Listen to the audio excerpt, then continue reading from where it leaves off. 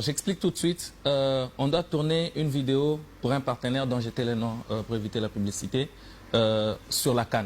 On dit écoutez, on a besoin d'une pub sur la CAN, mais vous ne devrez pas mentionner le mot CAN parce qu'on n'a pas de contrat avec la CAF. Vous ne devrez pas en fait mettre en visibilité tout ce qui va faire comprendre aux gens que c'est la CAN directement, mais indirectement, oui. Donc il fallait faire tourner la tête. Qu'est-ce que je me suis dit? Quoi de plus bon que faire participer le Congo-Brazza qui n'est pas qualifié à la CAN et nous qui sommes qualifiés à la CAN. Donc nous partons qualifiés à la CAN et on doit quand même laisser une mission à ceux ou encore à ceux qui ne sont pas en fait à la CAN. On a pris le Congo-Brazza, on a pris le Gabon.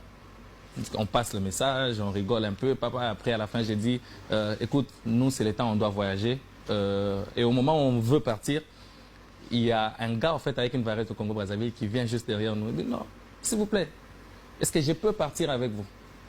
Non, toi tu vas partir avec nous comment? Là-bas, ce sont les gens qui sont inscrits, c'est nous. Vous n'avez rien à faire, restez ici. Et curieusement, quand je lui parle, derrière en fait il y avait le fleuve. Oui.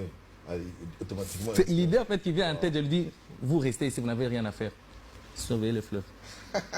Le comble est que la pub n'est pas passée. Le partenaire a refusé parce que j'avais en surplus en fait les drapeaux de la RDC. Il dit non, non, non, non, il faut la reprendre. On n'avait pas le temps de reprendre, mais nous on a été prudents. Dès le moment où j'ai dit, on a été malin plutôt.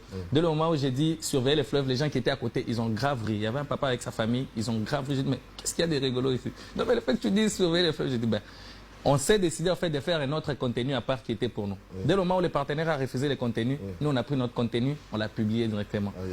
Et c'était maintenant, ben voilà, partout, surveiller le fleuve, surveiller le fleuve. Il est revenu après. Quel coup de pub qu'il a raté. Il est revenu après. Non mais écoutez, est-ce qu'on peut publier la vidéo? On l'a multiplié par 100, on a dit, tu donnes en public.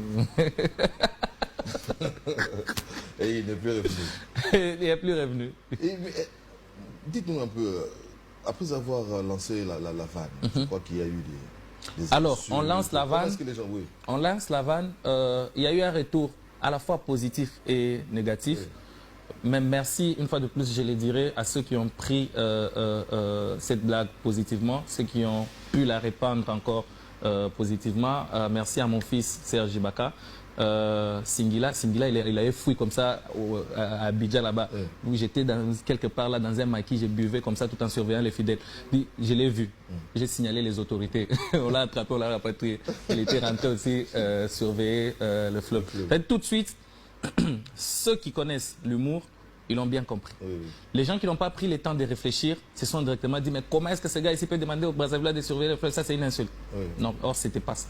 Fraternellement parlant, nous on est en train de partir, nos très chers frères, on a un bien commun qui est le fleuve Congo, nous on part, tout ce qu'on vous demande c'est de laisser sur nous. Ils nous ont dit au début là-bas, oui partez, les touristes, vous n'allez pas traîner. Nous le problème c'était pas traîner ou quoi, nous on avait dit, dès le moment où on n'est pas là, même si c'est une minute, pendant les une minute, surveillez quand même le fleuve. Mais nous sommes des gens de parole, on les avait dit qu'on n'allait pas traîner, on allait faire un mois seulement, on n'a pas fait un mois. C'est sûr. Et puis plus loin, il y a eu des gens qui ont commencé à demander ce que surveiller les Monganza, surveiller les Ngolo. Ça a pris, je dirais, des dimensions et ça nous a vraiment occupés. Et à un moment donné, je me suis dit, mais sur Tolongo, Herman a une pression. Et pour la faciliter la tâche, on les a sortis même un horaire. On a sorti un horaire. Il y avait les Mboshi, il y avait tout le monde. Et comme on ne pouvait pas oublier tout le monde les dimanches, on a même laissé pour la diaspora. Ah oui, ça aussi j'avais su. Voilà, il fallait être organisé quand même. Et comment